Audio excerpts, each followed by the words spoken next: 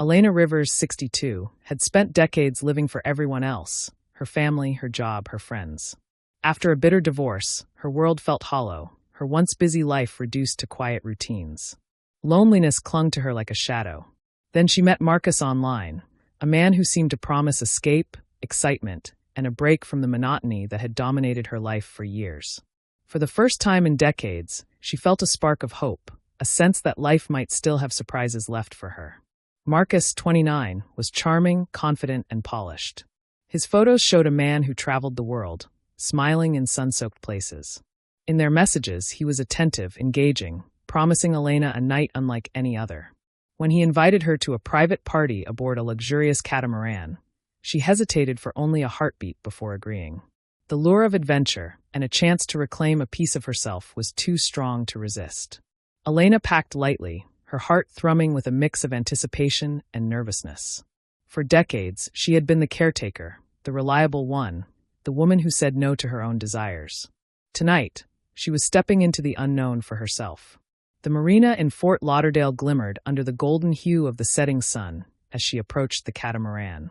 The vessel gleamed, sleek and inviting, and the salty breeze hinted at freedom.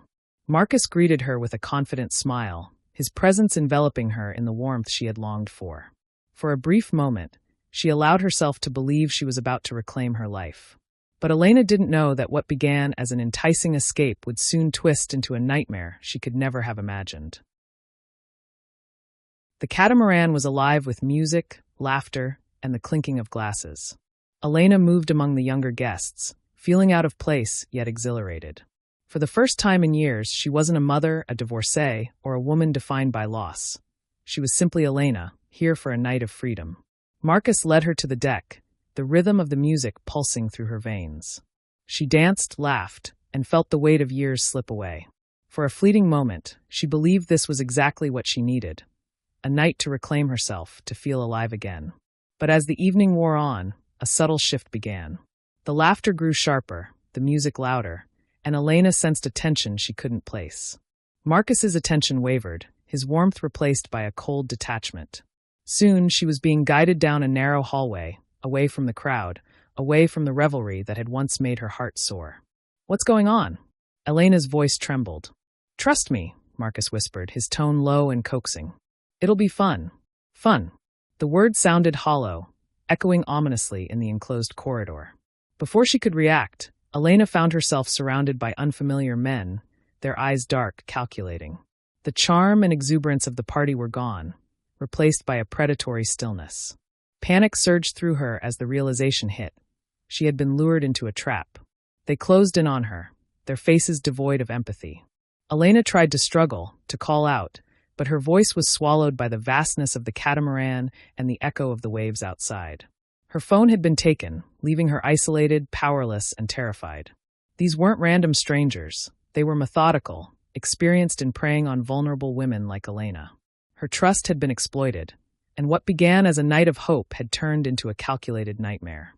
And yet, even in that moment of terror, a flicker of resolve began to burn within her. Somewhere deep inside, she refused to let them erase her completely.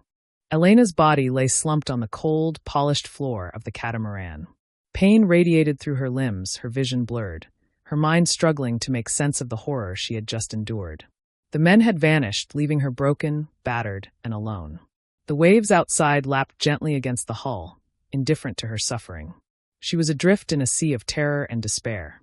Every instinct screamed at her to move, to escape, but her body refused. Every inch of her felt raw, bruised, as if her very being had been torn apart.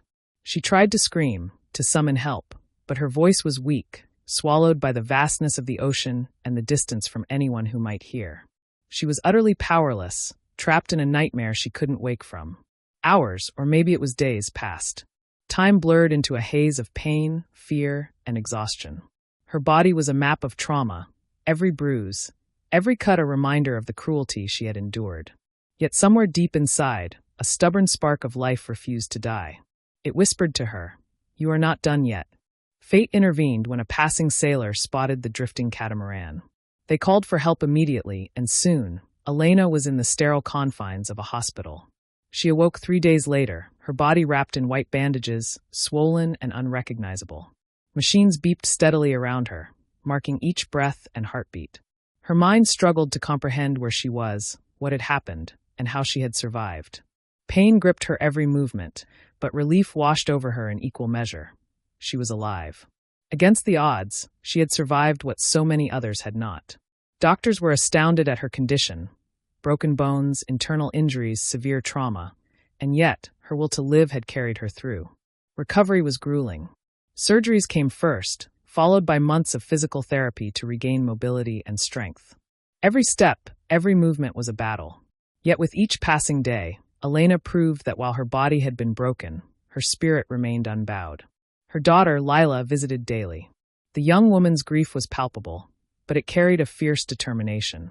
She refused to allow her mother's suffering to remain hidden or silenced. In the quiet moments between treatments, mother and daughter found a new bond, one forged in shared pain, fear, and resilience.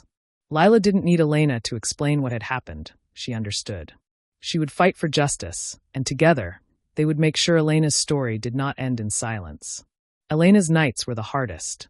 Sleep was fleeting and haunted by nightmares that replayed every horrifying moment aboard the catamaran. She would wake drenched in sweat, trembling, her heart racing. Yet, slowly, the nightmares became less frequent. She began to reclaim herself, piece by piece, learning to exist in a world that had tried to take everything from her. Beyond the physical healing, Elena faced the weight of her trauma. She wrestled with questions that had no answers. Why her? Why now? What if she hadn't survived? Each day, she forced herself to confront the memories rather than bury them. In doing so, she discovered a resilience she had never known existed. As Elena's body strengthened, so did her resolve. She realized that surviving was not enough. She needed to fight, not just for herself, but for the women who had suffered in silence before her. The realization ignited a fire inside her, a determination that would not be extinguished by fear or intimidation. She would no longer be a victim. Months passed, and the hospital became less a place of confinement and more a sanctuary of transformation. Elena's physical recovery progressed steadily, yet she knew her journey was only beginning.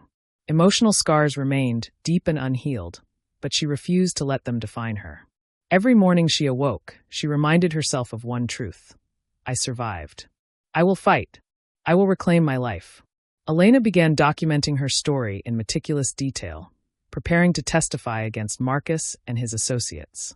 She worked closely with her daughter and the authorities, knowing that her experience could prevent other women from falling prey to the same fate.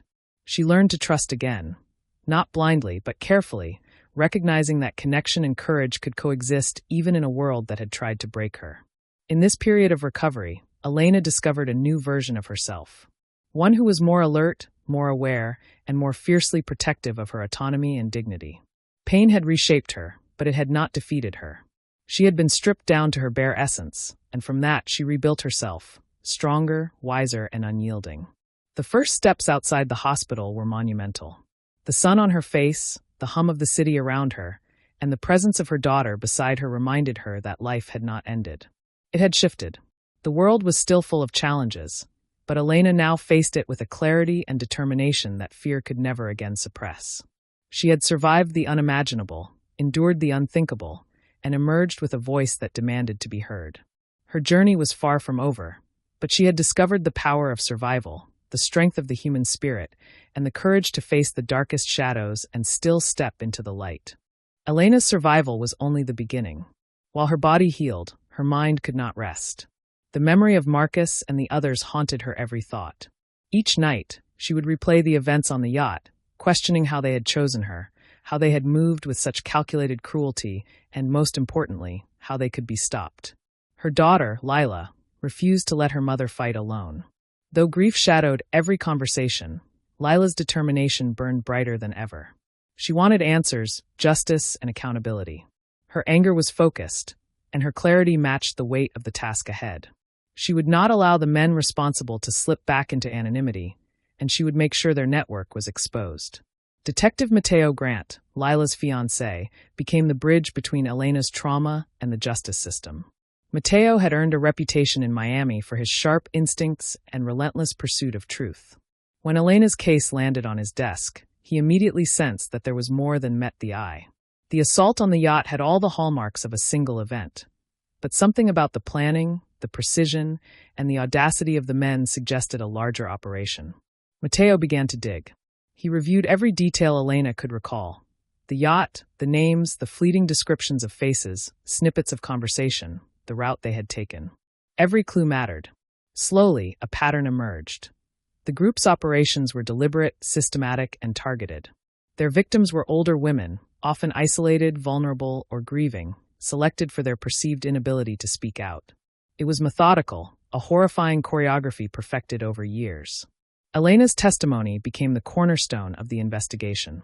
Piece by piece, Matteo and Lila worked with her to recount every detail, every nuance of the night she had feared would end her life. They cross-referenced her memories with digital footprints, messages, photos, social media activity, even security footage from the marina where the yacht had docked. The puzzle began to take shape, revealing connections and contacts previously invisible. What Matteo discovered next sent a chill down his spine. Marcus wasn't acting alone. He was part of a network, a hidden syndicate of men who had exploited trust, charm, and secrecy to prey on women for years. Some members were wealthy businessmen. Others were professionals with access to resources that allowed them to evade scrutiny.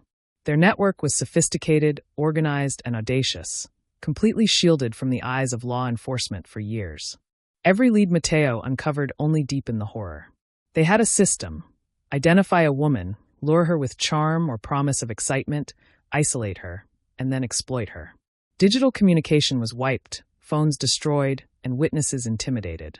Those who tried to speak were ignored, silenced by fear or disbelief. The system was built to protect them.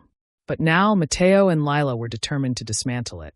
They started reaching out to other women who had survived similar attacks, piecing together a web of testimonies. Each story mirrored Elena's experience: manipulation, isolation, assault, and silence. The network's reach was vast, its crimes long hidden, and the men had grown bolder over the years because they believed they were untouchable. The investigation grew intense. Surveillance, stakeouts, and digital tracking became the tools to dismantle the syndicate. Matteo coordinated with trusted colleagues, carefully building a case strong enough to hold up in court. Elena's courage became a beacon for the other women, who found strength in her survival and determination. Slowly, the pieces of the puzzle came together. Weeks turned into months. Every lead uncovered another layer of the operation. They traced financial transactions, rented properties, and communication patterns. Each discovery confirmed the horrifying truth. Marcus and his associates had built a network of predation, hiding in plain sight, believing the silence of their victims would protect them forever. Finally, the location of their operational hub was identified: a secluded house on the outskirts of Miami. It was heavily guarded, designed for secrecy and escape. Matteo's team planned carefully. The raid had to be precise, leaving no chance for the men to destroy evidence or evade arrest. Elena insisted on being present, not as a participant in the action, but as a witness to the justice that had been denied to her and countless others. The night of the raid was tense. Officers moved in under the cover of darkness, surrounding the property, waiting for the signal. Every step had been coordinated. Every possibility accounted for. Matteo's pulse raced as he thought of Elena's strength, the months of investigation, and the lives that had been shattered by this network. Finally, the moment came. The doors were breached. Chaos erupted inside the house. The men, thinking themselves untouchable, attempted to flee or resist. Officers shouted commands, and the air was filled with shouting, clashing, and the sound of handcuffs snapping shut. For the first time, the arrogance that had protected these men for years crumbled. One by one, they were captured, their secret empire dismantled piece by piece. Elena, witnessing the arrests, felt a mix of emotions: relief, vindication, but also the weight of the trauma she carried. These men had tried to strip her of everything: her dignity, her sense of safety, her very voice. But as she watched them taken away, powerless no longer, she realized something profound. She had survived, she had fought, and now justice was finally taking its course. Matteo, Lila, and Elena had achieved a breakthrough, but they knew this was only the beginning. The network had affected countless lives, many still hidden in the shadows. The next step would be exposing the full scope of their crimes, ensuring that every woman who had suffered in silence would finally have a voice. And Elena, once a woman broken and discarded, would be at the forefront, stronger, more determined, and unafraid. She had survived hell, but now she would wield her story as a weapon against those who believed they could act with impunity. The trial was set, and for Elena, each day felt like a test of endurance. Months of preparation had led to this moment. The courtroom where the men who had tried to destroy her life would finally face the law. The once untouchable predators now sat in rows, their faces etched with disbelief and fear. Elena's heart pounded as she walked into the room, flanked by Lila and Mateo. Every step she took was a reclaiming of her power, a declaration that she would no longer be silenced. The opening statements set the tone. The prosecution laid out the chilling details of the network's operations, painting a portrait of systematic exploitation that spanned years. Elena listened, each fact reinforcing the reality of the nightmare she had survived. The men's arrogance, once so palpable, was replaced with shifting eyes, nervous glances, and a growing realization that their empire of fear had crumbled. When Elena was called to testify, the courtroom fell silent. Her voice trembled at first, but as she recounted the night on the yacht, the assault, and the months of pain and recovery, her strength grew. She described the fear, the isolation, and the deliberate cruelty of Marcus and his associates. She spoke of the psychological torment, the way they had targeted her for being vulnerable, and the calculated precision with which they had executed their plan. Every word she spoke was a battle cry, a declaration that she would not be invisible. The jury listened intently, the weight of her testimony sinking into every corner of the room. Lila gripped her mother's hand, a silent support, while Mateo stood nearby, proud and vigilant. Elena could see the shock on the faces of the men who had thought themselves untouchable, and for the first time, she felt a flicker of justice. The prosecution presented forensic evidence, photographs, digital records, and surveillance footage that confirmed Elena's story. Witnesses from previous attacks, women who had survived but feared speaking out, came forward to corroborate the pattern. One by one, the web of predation was revealed, leaving the men exposed and without a shield. The courtroom felt heavy with the gravity of years of concealed crimes, and yet Elena stood firm, her voice unwavering. The defense tried to discredit her, questioning her memory, her motives, and her credibility. But Elena, with months of preparation and support from Mateo and Lila, held her ground. She spoke not only for herself, but for the women who had been silenced, the ones whose suffering had gone unseen. Her courage was infectious, and even those who had never met her felt the weight of her truth. Days turned into weeks as the trial progressed. Each piece of evidence reinforced the others, building an undeniable case. The network that had operated in secrecy for years was now fully exposed, their methods laid bare for the world to see. And as the trial drew to a close, Elena felt something she hadn't in months, a sense of control. She had survived, fought, and now, she was helping to ensure that these men would never harm another woman again. The verdict day arrived. The courtroom was packed, tension thick in the air. Elena, Lila, and Mateo sat together, holding on to each other as the judge read the final sentences. One by one, the men were convicted, sentenced to prison, their power stripped away, their arrogance replaced by the reality of justice. Elena felt a mix of emotions, relief, vindication, and a profound sense of responsibility. She had survived, but her story was now a beacon for others, a reminder that even in the darkest moments, courage could prevail. After the trial, Elena returned home with Lila. The apartment they shared was small, but it had warmth and safety, things she had feared she would never feel again. They sat together, drinking coffee, letting the sounds of life outside remind them that the world still turned, even after the nightmare. "You're different now, Mom," Lila said softly, her eyes filled with admiration. "Stronger. Braver." Elena smiled, a tear slipping down her cheek. "I had to be. For you, for me, and for every woman who couldn't speak. I couldn't let fear define me anymore." The days that followed were a continuation of healing.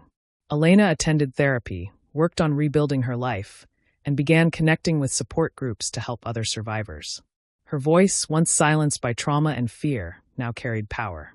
She spoke openly about her experience, ensuring that the stories of women who had been silenced would not be forgotten. Those scars, both physical and emotional, remained. Elena had reclaimed her life. She had survived unimaginable horror, faced her attackers, and emerged with a renewed sense of purpose. She had found her voice, her strength, and her will to fight for justice, not only for herself, but for all the women who had been preyed upon in silence. Her journey was far from over, but she no longer walked alone. She had Lila, Mateo, and a growing community of survivors who were ready to confront injustice. Elena knew the road ahead would have challenges, but she also knew this. She would never be silenced again. She had lived through hell and returned stronger, a survivor, a fighter, and a voice for the voiceless. And as she looked toward the future, Elena realized that her story, though born from pain, was now one of courage, resilience, and hope.